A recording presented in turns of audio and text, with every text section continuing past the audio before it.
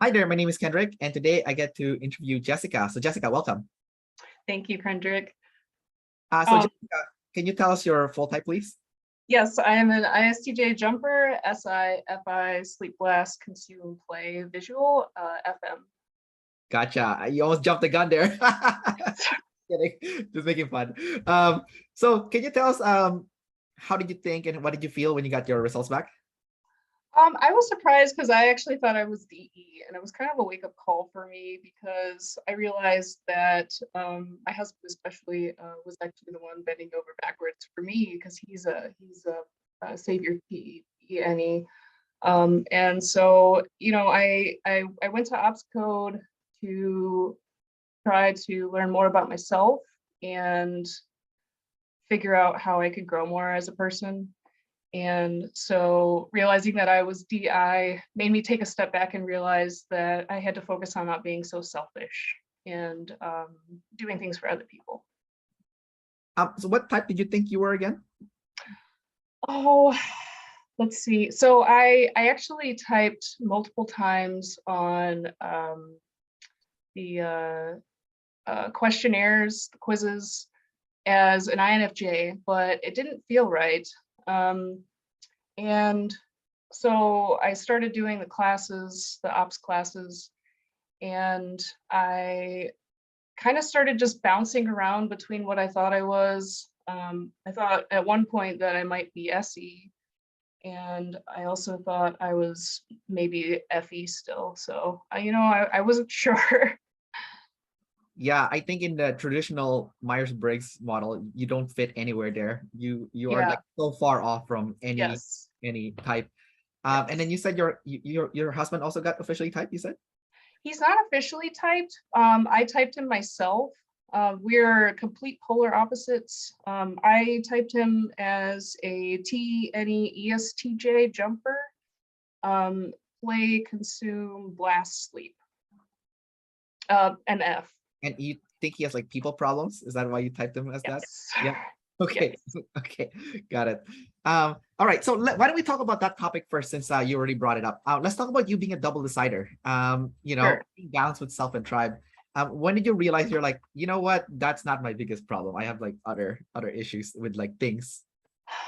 So it's interesting because as a DI, I can be selfish because I prioritize myself over what the tribe wants, but I have a good understanding of, playing the devil's advocate.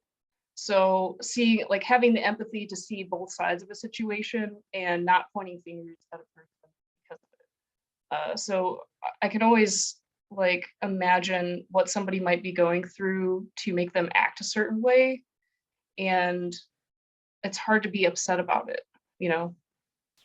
Yeah. I think that's like the superpower of the double decider, is being able Yeah, to like both sides of the story. And you're like, oh, okay. And it kind of makes you nicer because you cut people some slack. You're like, okay, he's still a human. People yeah. mess up and whatnot. So I think talking to you right now, I think the most obvious one is you don't come across as very pushy. And I think it's because you are lead SIFI first. So it's like Okay. lead with like a double feminine animal, and the Yes. play is double masculine, but it's fourth. So Yes. I'm kind of, so I want to talk about like the swing between those two, because it could be something that, you know, maybe only your close friends and family member have seen, when that double Yes. masculine play swing like smacks him in the face. But let's talk about the double feminine SF play first. Because it's double feminine, how do you personally relate to that, and how do you personally experience it? So double feminine sleep. It's interesting because I'm probably just as mildly conscious of my sleep as I am as my demon play.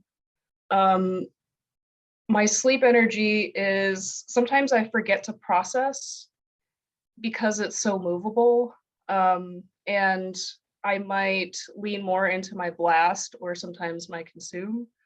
In a previous interview that you did for, I think it was How to ISTJ Blast, it was mentioned, someone said something about they had a blast third, and they said something about having a hard time turning it on and turning it off. So that's how I get with my consume. So sometimes when, at the end of my workday, I come home and I'm just on my phone too much, but I really need to be processing my day. And so I so there's that aspect of it. And then another thing is um sorry, we're I just lost it.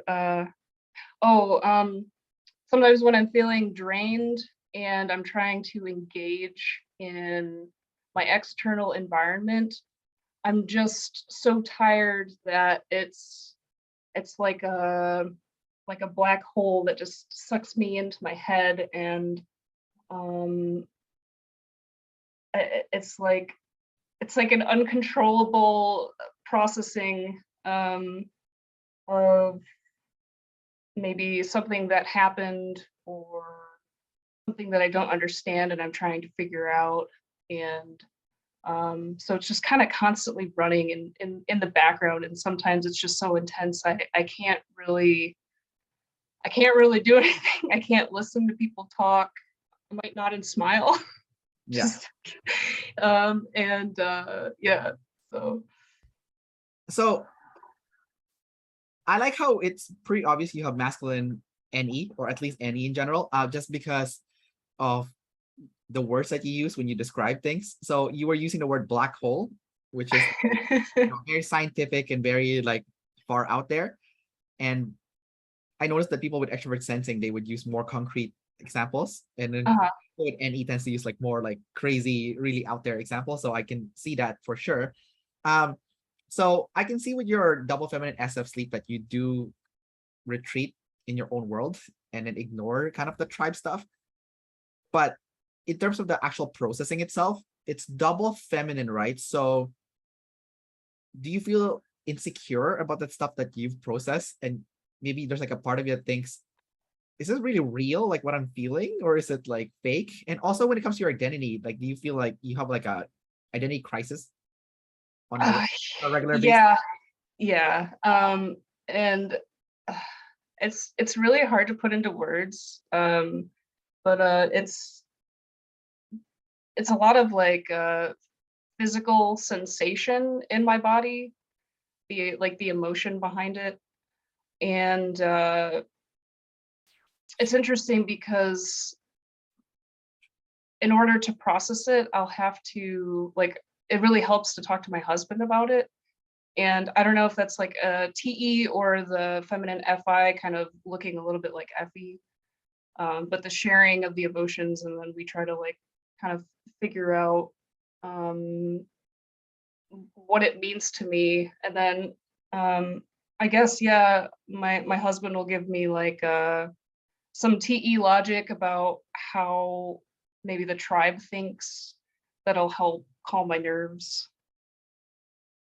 Do you feel like because you do put so many reps into that double feminine SF sleep, that even though it's insecure and it's movable, that you still have gotten a lot out of it just because of pure repetition? Or do you feel like that is not the case? I feel like it's just as much of a blessing as it is a curse. And because I'm constantly thinking about, I'm repeating the same information in my head, I can catch subtle details that a lot of people don't notice. But at the same time, so my SI is constantly reliving things that have happened. Um, and it's like playing a movie in my head, and it can be tormenting because it might be a bad experience. And then sometimes it becomes a mechanism for uh, like being self-defeated. Um,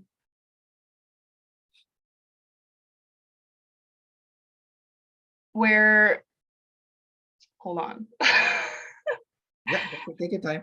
Yeah, it's so hard to explain.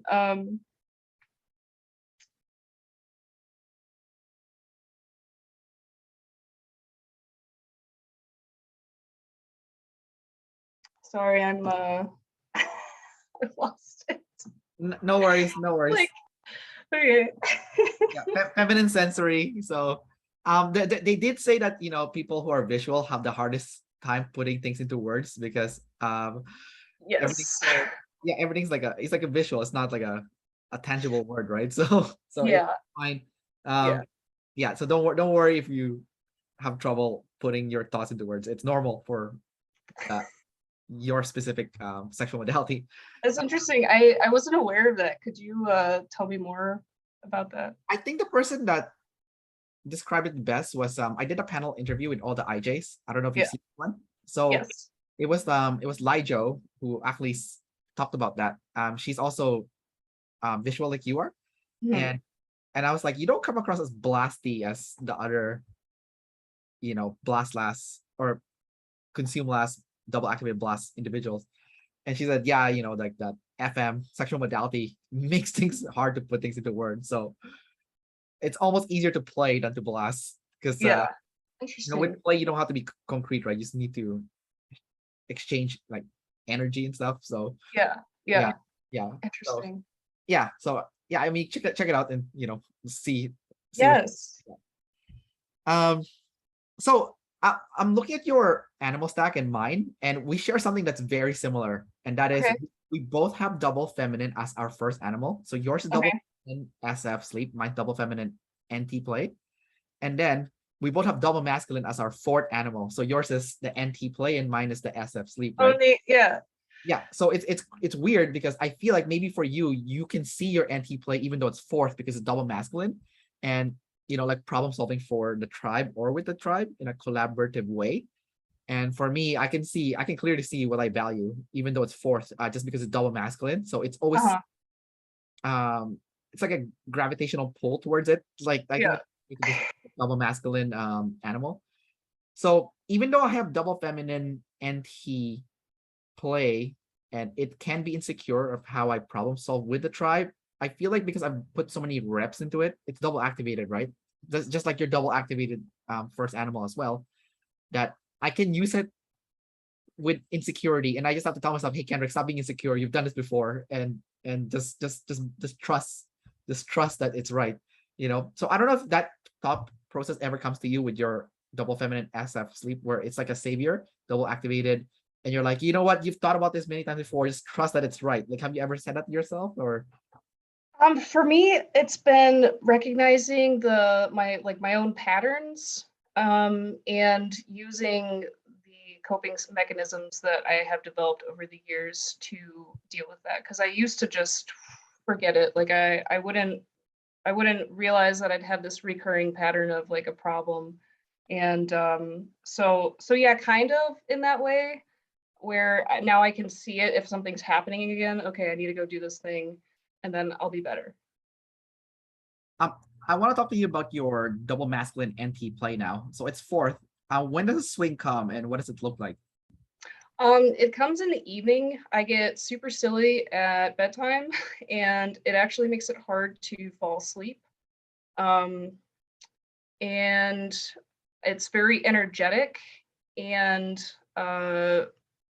impulsive, and it kind of looks like me bouncing up and down off the walls like a little child. um, and I really have to force myself to go to bed in those moments, and I can fall asleep okay unless my sleep processing decides to, you know, keep me awake. But so I've been practicing a martial art, Taekwondo, and I have class in the evenings, and that really helps me channel my NT play energy, especially in uh, learning how to use NT play, doing sparring classes has been really helpful. So So the one thing I noticed about info dominant that is play last is you have a kind of a similar problem as like the sleep last info dominance, and that is also mismanaging your energy, but in a different way. yes, yes, So definitely. the sleep last, it's easy to see. They just schedule way too much in their calendar and then they crash. So it's pretty straightforward. Like You Mhm. know, like you didn't no breaks, right? But I heard from other play last people mention that they lose energy by putting on like a front, like a facade almost. And because you're putting on this front and facade all day long, that is so exhausting, right? You know, Mhm. do you see yourself doing that, putting on like a front and a facade until like, except unless obviously with your close family and friends, but do you see yourself doing that, and that how drains your energy and whatnot? So definitely, when I was younger, the last couple years, I've been working on breaking down those walls and being my true self to everyone and not being sorry for it. Taekwondo has honestly been really helpful with that. There was a something that happened with my grandmaster, and I was getting fitted for sparring gear, and after that, I put my coat back on even though I had to go back down to class. I was like, "I don't know why I did that." He's like, "Oh, it's just a thing you do." So, help me, like, feel a little bit more confident in myself, and, so yeah, in class, it's you don't say sorry for anything, even if you're kicking somebody and you kick them in the wrong place, you know? So, I've really been learning how to be my true self and be more direct with people, and, yeah. I saw a video before of Tim Ferriss. I don't know if you know him, but he is famous as like he wrote a book called The 4 Hour Work Week and The 4 Hour Body. I don't know if you've read any of those No, books. Have you no, heard of Tim Ferriss? no. Okay, so he's a play last INTJ, uh, Okay. and he's pretty popular in like from that perspective. Like if you like self help stuff, not really self help, but like more like lifestyle design. Like if you want to Uh-huh. design your own life. And anyhow, um, he I think he knows deep down inside he was play last and he was putting on a facade. So there was one time, so his persona that he tries to put up is like he's like this super smart, like macho, like jocks and intelligence and jock, right? Kind of person. But then there was like a series of videos he made where he purposely made himself look like an idiot. Like he put on like a headband so he looks like a monk, and then he actually said in a camera, he's like, I'm doing this so I will not like I will feel okay just being whatever. Mhm. I'm like, that's so weird. Why would you do this? Like why did you like what where this I didn't understand about like play last putting a facade back then. And he was kind of like playing the part where like, you know what, I can show an image of myself to anyone that's not like Mhm. what I want everyone to see me as, but like whatever is I am during that day, and Yeah. that's okay. So Yeah. he purposely did that, and I'm like, I wonder if that's like a weird thing that like play last people do. Is like playing with their image, like saying, you know what, I'm just gonna be me today, and I'm like, that's kind of weird because aren't you all the time already with a double activated sleep? I don't know. It's like a weird contradiction, but I don't know what you're Well, thinking. so, okay, so that's a good question. So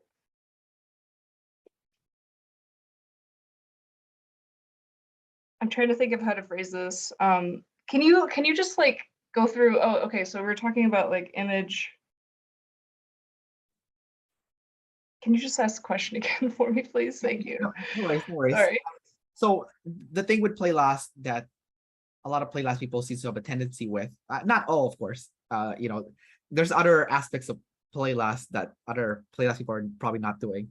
So it's different, but it seems like that the energy loss is coming from putting on a persona. Mhm. Instead of like just being you. Yeah. It's like an image that you basically you put your best self forward, but no one sees the other stuff, right? Yeah. So, for me, it stemmed from being afraid to talk to the tribe and use my TE and have a conversation with them about maybe something that was rubbing my FI the wrong way. And so, for example, if I'm in a group of people with a group of people, there's a lot of activity and excitement going on, and I get quickly drained. So, learning to just to say, hey, if I'm not really responding a whole lot, it's just because I'm tired and I'm trying to preserve any energy. So it's nothing against you, but I'm just chilling right now. Right, right. I want to ask you about your masculine extrovert intuition. So in the classes right now, they're talking about how your fourth function is still the triggering function. Even if you have it activated, it still triggers you. You have it as a double demon because you have consume and play in your third and fourth animal. Can you talk about what you feel when you get triggered by that masculine extrovert intuition and what happens? What usually triggers it? So one thing comes to mind is if I hear a noise, the what was that reaction, and it will be something totally off the wall and delusional. It used to be for me when I was younger. Now it's a little bit more realistic. But like a common one would be like hearing fireworks and then thinking somebody was outside with a gun. Oh, really? That's crazy. Yeah. And so when I would get triggered by it, there would be a lot of fear, obviously. Another one is dark places still give me the heebie-jeebies in my house. So yeah, like when I was a kid, I believed in ghosts, and there was a friend of mine that told me a ghost story, and yeah, I whenever I would shut the light off at bedtime, I would run to my bed because I thought it was gonna come after me. Oh, that's funny. Yeah. Another thing that comes to mind is taking in new information. So when play is taking in information from the tribe, and if I'm talking to somebody and they tell me something that I haven't heard before, I immediately have this reaction of, no, I don't want that information. Really? Like I need to go read it myself in order to believe it. Right. And my husband, on the other hand, is the complete opposite. He'll just automatically update. He's like, all right, and then he starts like teaching it to the tribe. Is your husband like consume last or something? Blaster? No, he's a play, consume, blast, sleep. Okay, I see. Yes. So yeah, he is very interactive with people, and he'll take in information from people, and then he'll take in information for himself as well. And then when we're in conversation and it comes up, sometimes he'll just like randomly throw out like a fact or something that he just learned. Yeah. Then another thing that comes to mind is my demon consume, where taking in new information for myself is still draining too. It's not as hard as using my play animal, but sometimes when it's like the having a hard time turning it off and on. Like I'll have a need to do it, maybe for work, but it's just very tiring. And then maybe it's like my blast energy. I start like it's like I want to get up and do something instead of like sitting there and slowing down and taking in information that I need to learn to do something. Yeah, I interviewed some INFJs before that has savior consume, and it's their third and fourth animal. It was still really hard to use, even though it's a savior. It's weird. So and for me, I have blast savior, right? But it's my third and fourth function, and I'm like, oh damn, it's still hard, But then if you compare yourself to other people of your type, like let's say other ISTJs, then who has consumed last, then they can see that, oh yeah, I'm definitely doing it, and they're not, So for me, having blast as a savior, I look at the other ENFPs with blast last, and I'm like, oh, those guys are not even doing it, Yes. like so I guess you can't compare yourself to other people. Like you can't compare your consume to an ENFP's consume, because obviously their consume is better than yours. But to other ISTJs, oh yeah, for sure. The other thing I noticed too is like info dominance, even if you have consume demon, tend to consume quite a bit.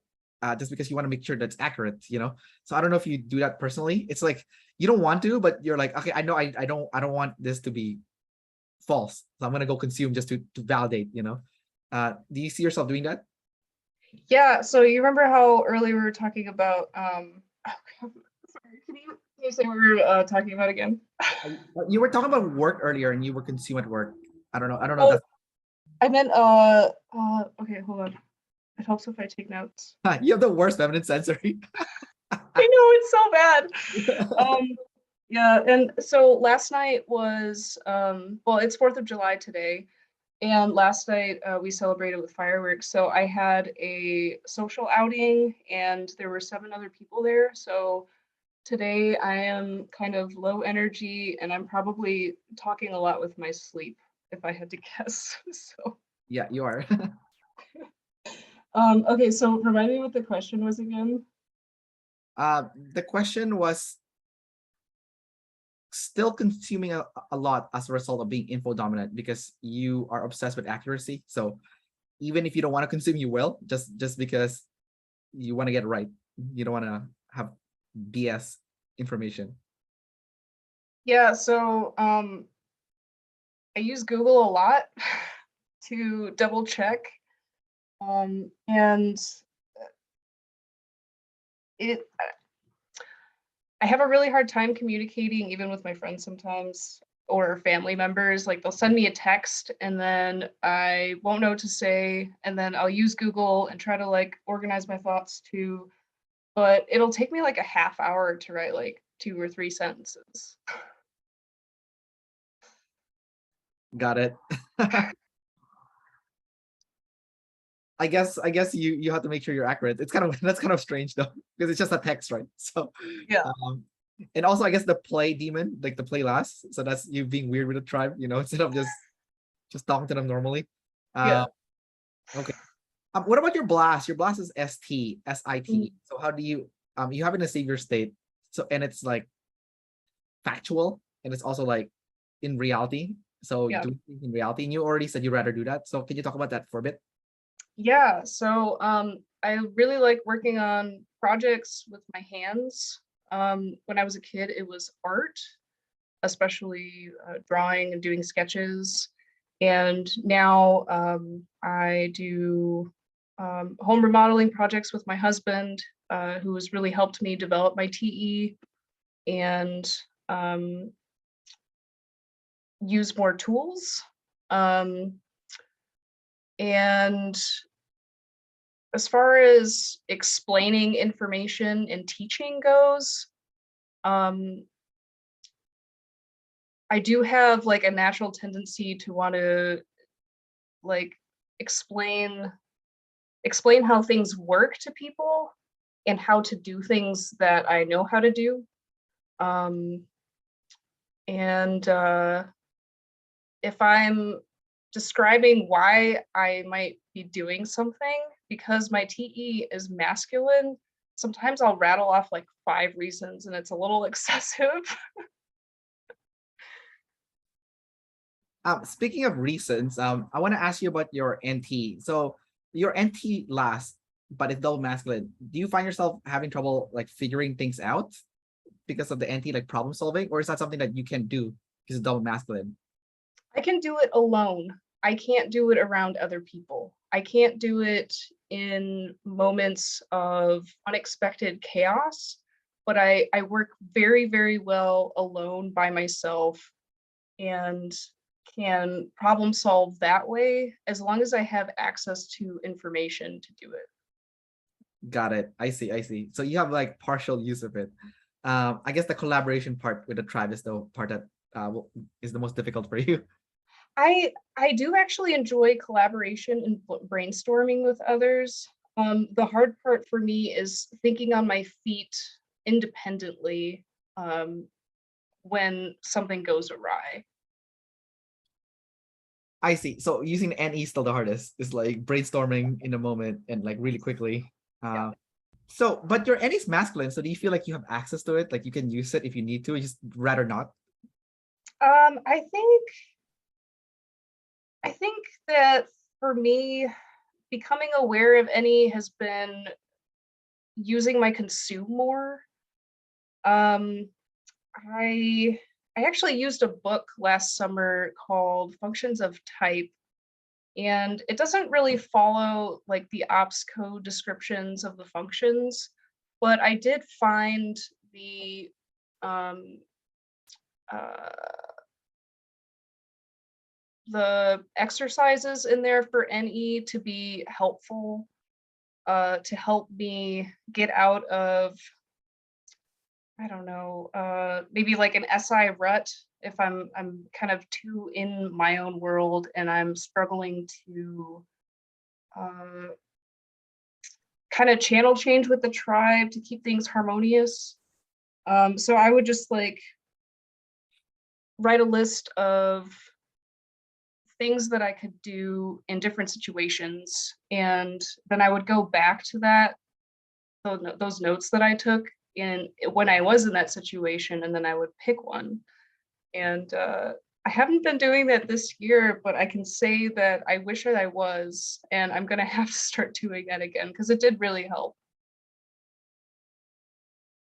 Since we're talking about NE, I want to talk about your consume again. Your consume Okay. is NF. It's like the hippie consume, and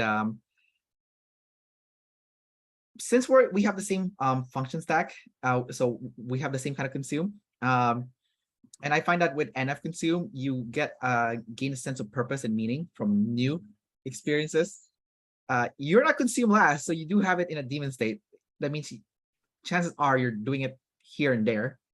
Do you find yourself like exploring and, let's say traveling or doing some kind of new experience to just work on that, or not even work, but just as a hobby maybe, and when you do have a new experience, do you feel like you get a sense of purpose and meaning in your life?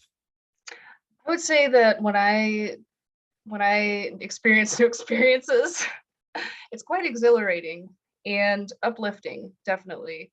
Um, for so earlier this summer, my husband and I, we went on our honeymoon and we traveled the Western United States with a truck and trailer. We converted into a camper and Yeah. we slept in that, and that was wild because we covered about 7,000 miles. And Wow, yeah, that is far. it Oh was my God. all like super fast too. Like we were only staying like each place like a night, 2 nights at most. So in the future we're not going to go that hard, but yeah, so that comes to mind. And yeah, any new tactile thing too is quite, I get a lot of enjoyment out of it.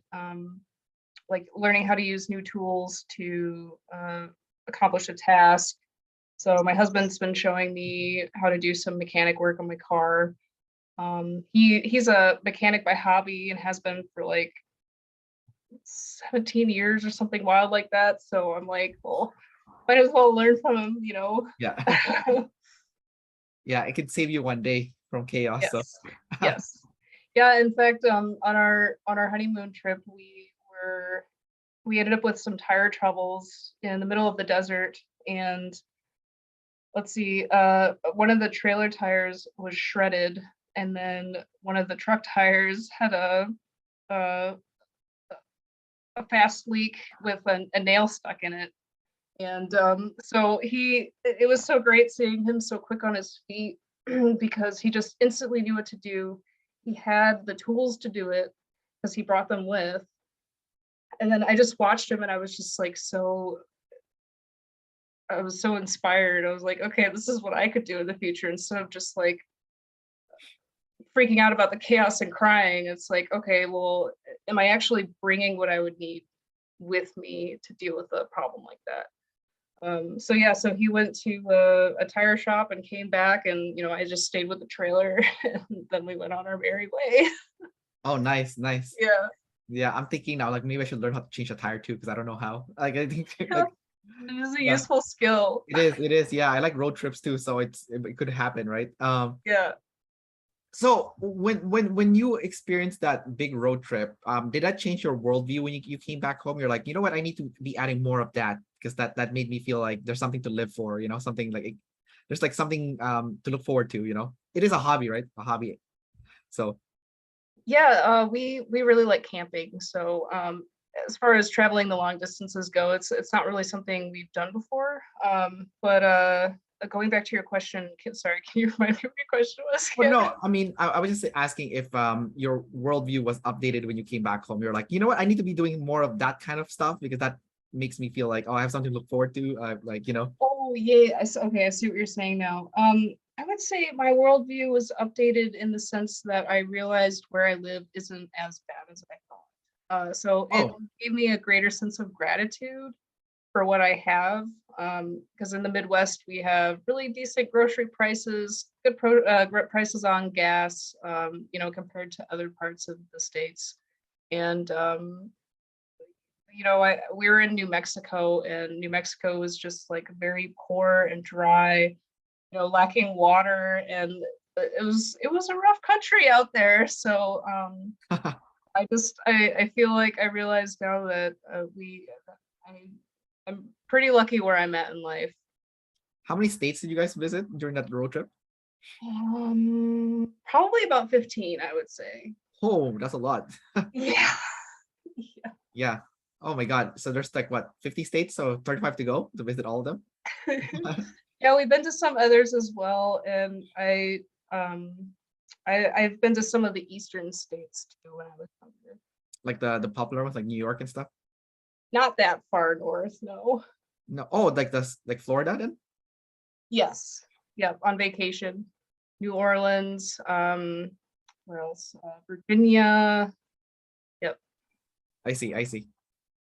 Um, let's talk about your sexual modality. You are visual and tester. Let's start with the visual first. So can you talk about your experience like best learning through what you see? Sure.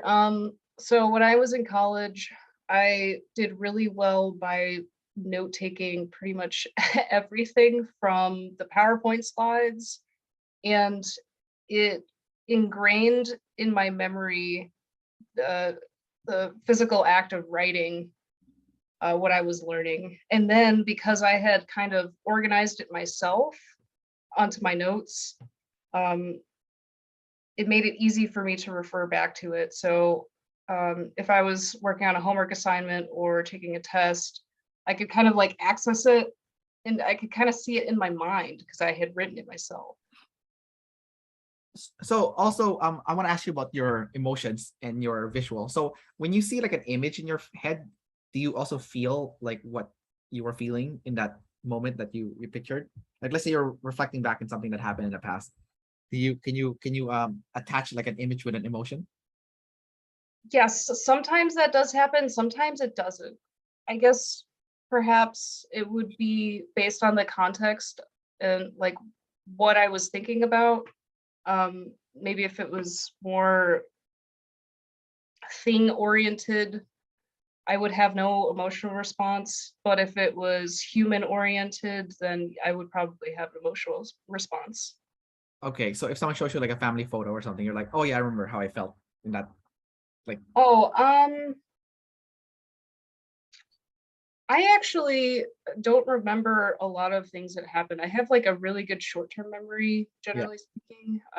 But I often will get asked, "Hey, do you remember when we did this?" And I'm like, "No, no, You I know, don't." I've interviewed people with a feminine SI and they can watch the same thing over and over again because they always forgot what happened. So it's like something new again.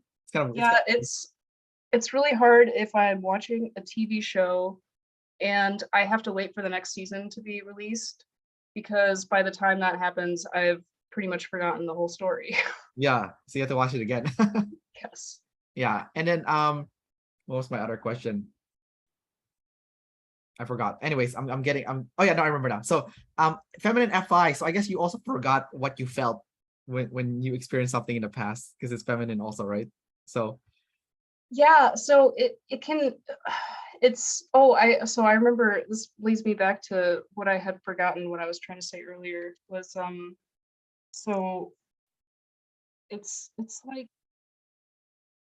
like when I'm remembering something, my feelings can change because my brain is changing the memory slightly, and then it becomes this like self-defeating pattern that isn't even realistic or real, you know. gotcha, got it. All right. So before the interview, before we start the interview, you said you had like some questions for me, so we can like do like the more back and forth stuff now, as opposed to like Yeah, just yeah, sure. yeah, So, yeah. I I'd love to hear like some stuff about yourself. Like, um, uh, I know that you travel regularly and you live in Canada, so I don't know, anything you'd like to share. Sure. Yeah, I've been to 96 countries around the world. Wow. My mission is to visit every single one. There's 193 recognized countries right now, and then there's like 3 that's not recognized, but they would like Taiwan, for example, and Kosovo and Palestine.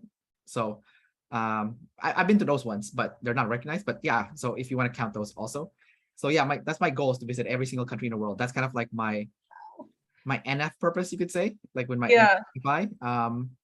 I feel like my philosophy in life, I mean, as I got older, I feel like what's missing in society nowadays is like a rites of passage. So I feel like when you transition from like high school to adult, you don't become an adult, you're still like a high school person, you know. yeah, And some people, they don't even become a high school person, they're not even a teenager, they're still a child, they're still a child, right?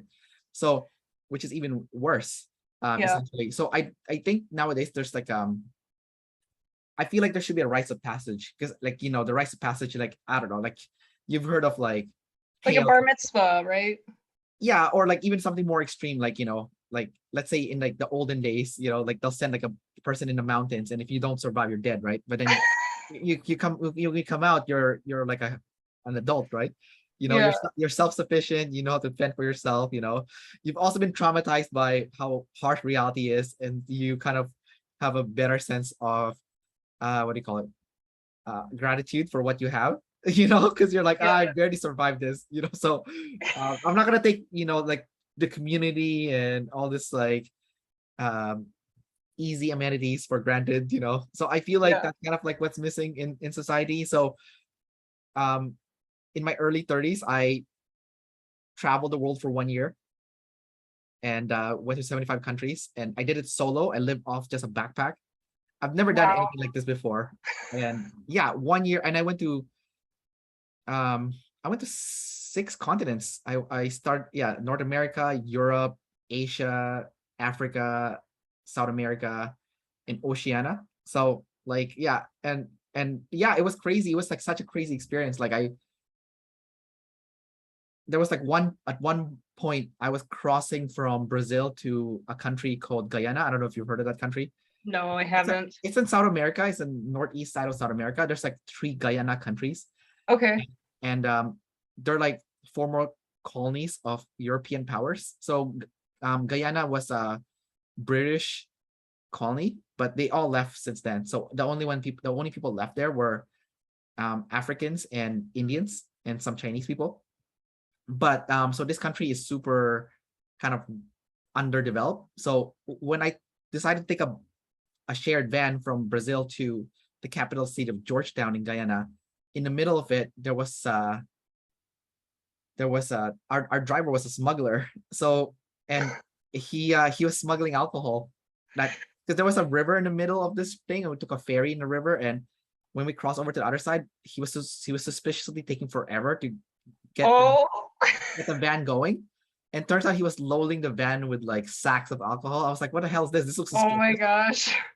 And then as like an hour, like 2 hours later, it was like 2 a.m. There was like a military checkpoint, and they were like looking at the van. They're like, granted, we're in the middle of the Amazon rainforest. There's no road here, right? The van was being driven on mud and rocks and just pure jungle. And then they're like, what is that on the roof? And he's like, oh, I don't know. I'm like, oh my god, it's like the worst smuggler in the world. Like, you know, shouldn't you be hiding what you're smuggling? Like this is terrible.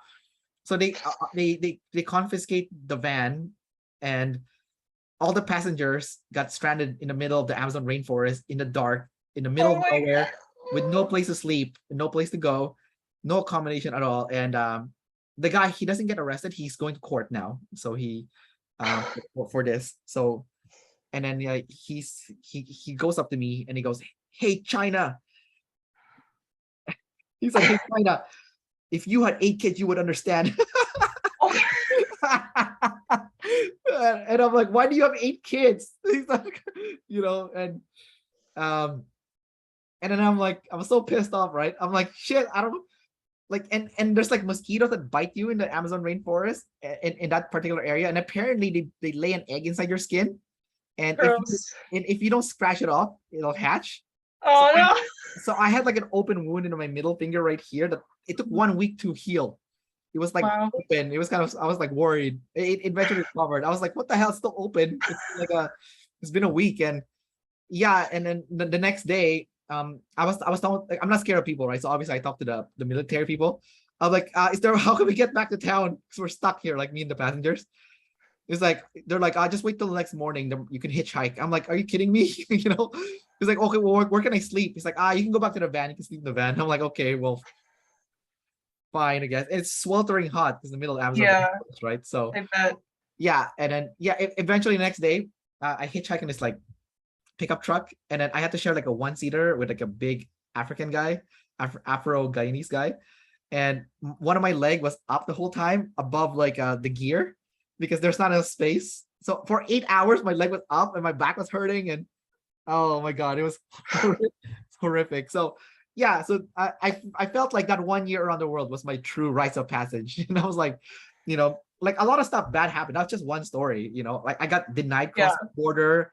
I got denied boarding a plane. Yeah, there was like a lot of like crazy shit that happened. But like by the end of it, when I came back home, I felt like I was like a new person, because like even though I'm tribal of myself, I did this for me, right? So when I came back, like, oh, I filled up my FI to the max. I think I felt like, so like now I know. Now I feel like, oh, I feel like everyone needs to do something like similar, like a rites of passage, where you really get tested and you come back home and you're like, oh, you're not an adult, you can handle anything. And a Yeah. lot of problems that used to bother you doesn't bother you anymore because it's like it's not as big of a deal anymore after going through like a lot of BS, like like that kind of, Yeah. So I don't know. That's my story. That's awesome. Yeah, I definitely think that traveling to places other than home, it really puts things into perspective, what is really out there and what your life could be like in comparison to what you have. And yeah, it's crazy. Yeah. It's crazy how the IJ and EP's life is very different, Yes. So it's yeah, I mean my girlfriend's an IJ, so like every time we travel, she has like that, what's the word I'm saying here, deer in a headlight look, like yeah, it's like everything's like, wow, oh my god, like because you're an IJ, you have a box, right? So when you leave the box, Yes. everything's like magical. And Yes. yeah, and other IJs I've talked to have the same like reaction. They're like, whoa, oh my god, like I don't want to go home now, like I'm like, no, we have to go home, we have to go back to work and stuff, and you're like, it's I just get really weird about new experience, right? I don't Yeah. know. I don't know if you felt that way, like you didn't want to go home when you were like traveling already, but or did you want to go back home? I don't know. Yeah, well, we did actually go back home a few days early. We got to the rainforest in Washington State, the whole rainforest, and we were just ready. I was down to wait till the next morning, but my husband was like, I'm gonna drive overnight.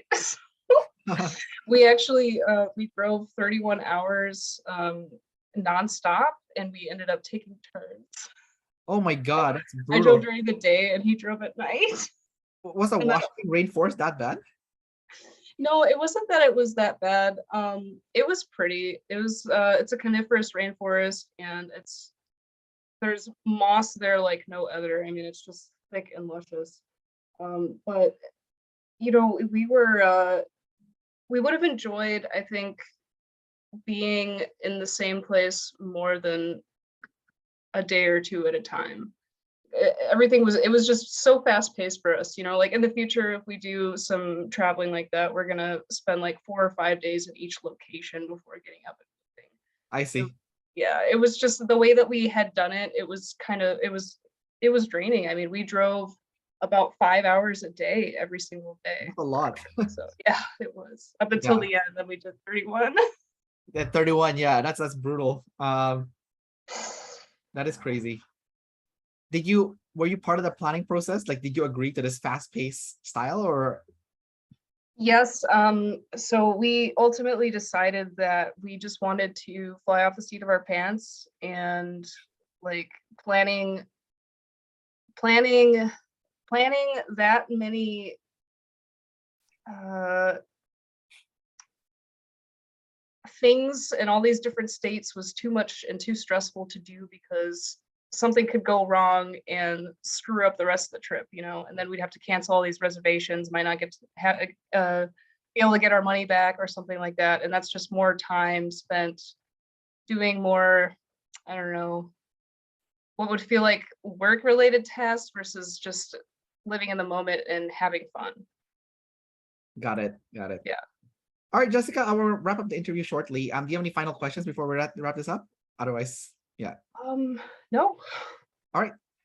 Sweet. So thanks for reaching out to me. I think Yeah. that's super awesome because you're play last. So I'm like, oh, cool. Like, you know, that's like a big milestone, you know, big step, you know. So Yes, I actually had written the email months ago oh, and really? finally decided to send it. Yeah, and so this is, this is difficult for me, but I really wanted to connect with you and get a chance to talk. So hopefully we can, keep in touch and Yeah, yeah, for sure. I'll start bugging you now for those panel interviews that I do. So, and by the way, what was the triggering moment when you finally like said, you don't want to hit this email? Like something must have happened. Like, did you see like a video or something that you're like, you know what, time to send it?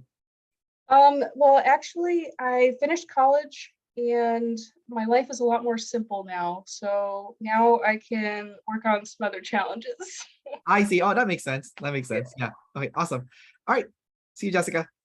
See ya. Nice talking to you, Kendrick. You too.